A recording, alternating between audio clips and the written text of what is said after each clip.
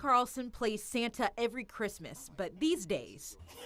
I get called Tire Man a lot. Makes sense. He's been riding around with a truckload of tires. If I'm driving down the street picking up tires, people say, "Hey, Tire Man," and they'll come running out from behind their homes with the tires. This weekend, a citywide cleanup picked up more than 400 dumped tires from Augusta neighborhoods. Truck has been piling them up here.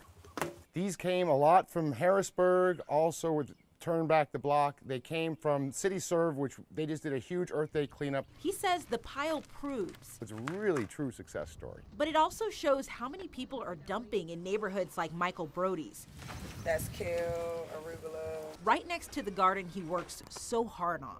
A lot of times the tires will be under the grass going around the houses. Those may stay hidden, but the marshal's office is exposing and arresting violators who leave messes like this one. So far, they've investigated 397 cases of illegal dumping. These create breeding grounds for mosquitoes, snakes, and when you've got small kids playing around tires that are randomly strewn in a yard, there could be a rattlesnake in there. Next time, they're hoping dumpers will visit the actual dump and not their neighborhoods. Early this morning, it was the dawn of a new day at Augusta National. As if on cue, the rain stopped for 72 women. It's almost like the sun knew golf needed them to be in its spotlight. The world is watching, yet today, no one is watching. The always filled seats are empty. Crowded walkways are spacious. There are no patrons waiting.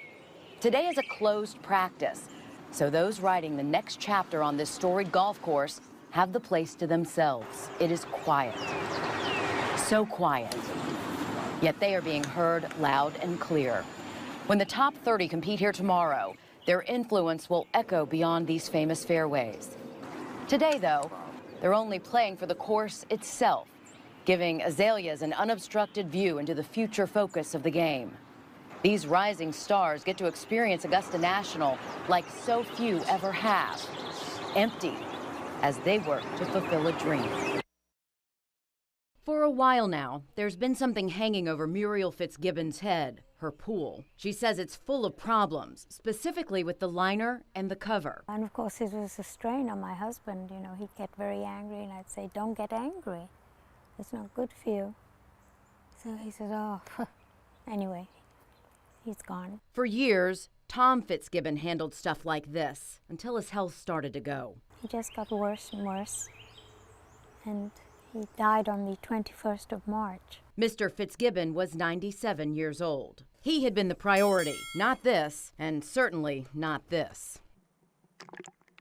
I'm sorry that your husband didn't get to see this. I am too. Resolved. He kept asking me, "Has anything been done about it?" I said, "Well, they're working on it." I didn't tell him no. It's supposed to keep your pool clean, but it doesn't look clean. That's her son, Paul. He knew I'd been investigating pool problems for about a year now, so he called me to check it out. But I hope you can help, Meredith. I think what you do is a very good job. It didn't take long to find their liner on the Latham Pool site, or the promise that Latham has the longest, strongest warranties in the industry. Even the supplier boasts this, a 5-year full, 15-year prorated, transferable warranty. What do you want to happen? I would like them both replaced as Latham Pools suggested. Sounds simple enough, but here's the catch. These warranties don't cover labor. According to a complaint filed with the Better Business Bureau, this customer had a liner rip at one of the seams. It reads, that particular liner was defective and has since been discontinued. Our pool dealer is absorbing half of the $1,200 cost to reinstall, but we are responsible to cover the remaining portion. I feel this is unfair due to the fact that as the customer, we didn't do anything wrong other than buy, unbeknownst to us, a defective liner. Latham's response? We replaced the said liner at no cost to her per our warranty document, which states we don't cover any installation labor cost. I guess the weight of the water? I would imagine so. That's my theory. Paul says just last week, a Latham rep told him his mother's warranty doesn't cover the cover or liner. So he's hoping she's not stuck with those costs as well. At age 82, the house and pool are just too much for her to handle by herself. So she says she'll need to fix it to sell it. Whatever happens, you know, you can only hope so much at 82. If a cemetery is haunted by secrets taken to the grave, Augusta's Westover Memorial Park is harboring a fugitive. For decades, these pine trees have acted almost like prison bars, standing guard over Elizabeth B. Hamilton's untold stories. They, too, were buried in 1988 when the juvenile court officer died, leaving families she ripped apart with nothing but ghost stories. You know, I've tried the attorney's offices, the hospitals, and it's almost as like you don't exist. That's Landon Terry back in 2009. 261 copy being routed. Not long after the North Augusta police officer knocked on our newsroom door for the first time, armed with whispers he'd always believed about B. Hamilton. For the next 10 years, I chased her ghost, uncovering evidence she worked with local judges and law enforcement officers to steal and sell babies. It's in the genes, it's not in the upbringing. Our investigation reunited not one, but two families. This is wonderful. We've helped countless others all over the country, but it always bothered me. I never could help the one who started it all. And she was still digging every now and then. But now maybe it's my time. Maybe it wasn't time 10 years ago. You didn't know what you were getting into, did you? No, I had no idea. After a black market baby recently found his mom through Ancestry.com,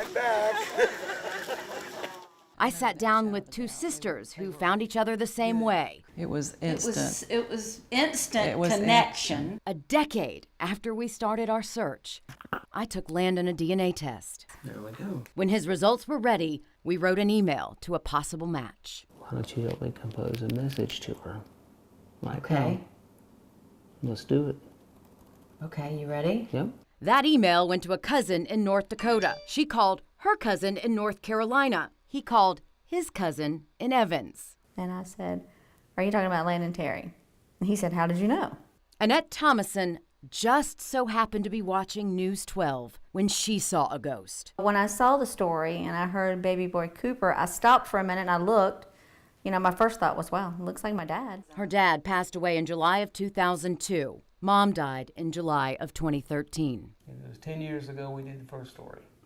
So we might have been able to meet Mom. Yeah. And maybe Dad, depending on when it was that he passed. This is the first time I ever saw the story, though. When just recently. She also just recently took a DNA test. It gave them the answers they already knew. Immediate family, siblings. There was no moments of awkwardness or anything between us. We just talked, just like we've known each other forever. I think we text about every day. Every day. And every day, Landon gets more answers. He loves to fish at Clark's Hill. Turns out his dad loved it so much, his ashes were spread there. He would be gone for weeks at a time. That would have been just wonderful. I'm sorry that didn't happen. It's okay. I still came out way ahead.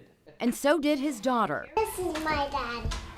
The whole reason he started searching years ago. And you talk about a top of the bucket list fulfilled, this is it. Now it's time for a new list, as they get to make up for a lot of lost time. So now she's stuck with me. Yeah, and he's stuck with me.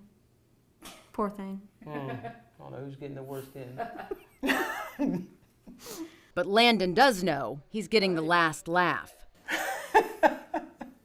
B. Hamilton might have taken his secret to her grave, but he was able to get it back. Now that his secret is out, he hopes other black market babies will be able to uncover theirs, too.